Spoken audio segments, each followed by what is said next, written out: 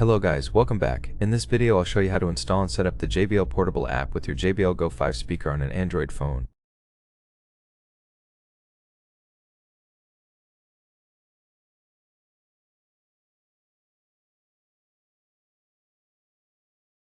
Open the Play Store app first, then head to Search. In the Search tab, search for JBL Portable application.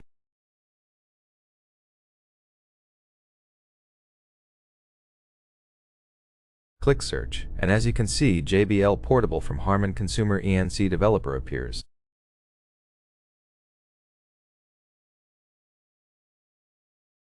It should have at least 10 million downloads, 4.6 stars, and 300,000 reviews.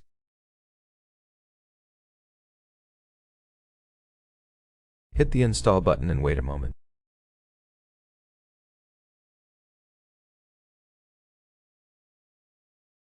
Then tap Open.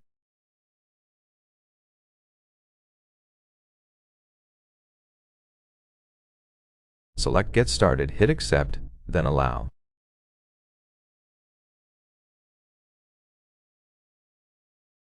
Now the app is discovering any products, and here you can see JBL Go 5 is found.